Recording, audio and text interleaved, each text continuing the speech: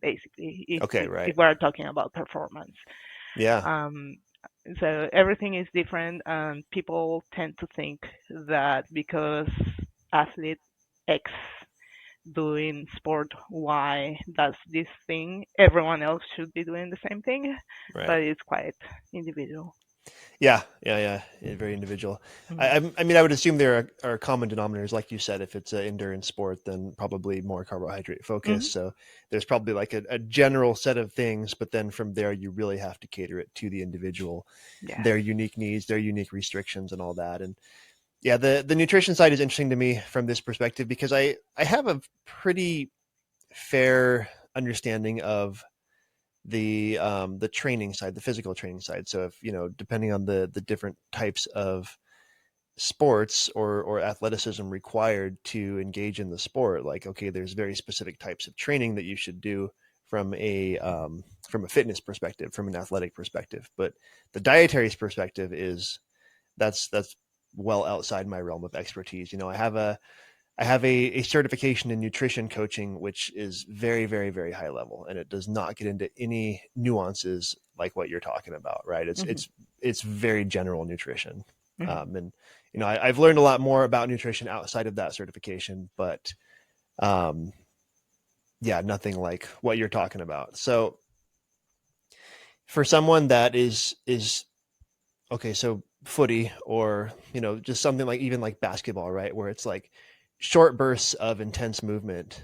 Um, is there like a general type of like I guess macronutrient like Yep. So arrangement? similar to what happens in endurance, you want to preload them pre-game with Okay. carbohydrate so that Okay. they have a good supply of glycogen during Okay. the sport because as you know, like they have very limited opportunities to go and eat something or drink Right. something with Yep. carbohydrate in it.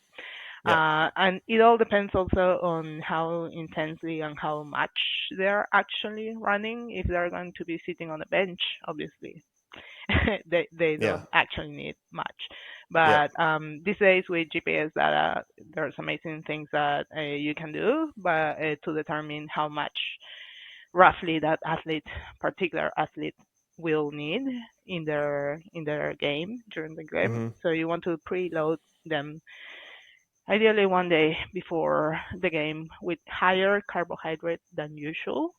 There Okay. is a range which is broad, and it all depends on how much carbohydrate the athlete eats on a daily basis. So Okay. you want to overshoot that amount basically, so they hold on to like glycogen and they can use it as fuel during the game. Yeah. And then there are things that you can do during the game as well. You can do a little bit of sports drinks or gels, just to top up in case Yep. they're gassing out. But Right. having said that, so athletes differ a lot. And Right. even if they didn't preload with glycogen, they can be able to perform at highest level without the need to consume extra carbohydrate. Mm-hmm. So the moral of the story for everyone is they need to try it first Yeah. before going into a game because there's Mm. no way you can find out what's going to work for Yeah. you in the Yeah. moment. Yeah. It could be bad news. Yeah.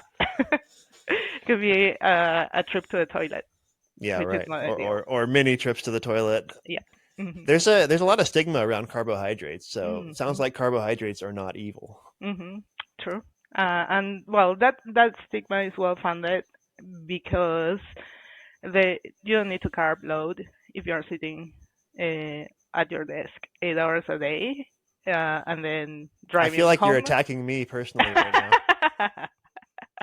No, from what I've seen of your daily life, you're pretty active for I the try. for the average population. But if someone is not moving much, their idea of exercise is going to a Pilates class once a week, and then they are driving to work and driving to shops and driving to school to drop the kids, etc. They Yep. have not very much activity. Then yeah, they don't need that many carbohydrates. And yeah, it is possible that loading their body with that many carbohydrates will potentially affect their liver and their ability Mm. to metabolize glucose and all that. Yep. But if you're talking about a high level athlete who's training twice a day, 6 days a week, and then competing at the highest level, they absolutely would benefit. They can do it without, but you potentially can compromise their ability to perform, their ability to recover, to maintain their immune system in top shape, and all of that. Yeah. Hmm.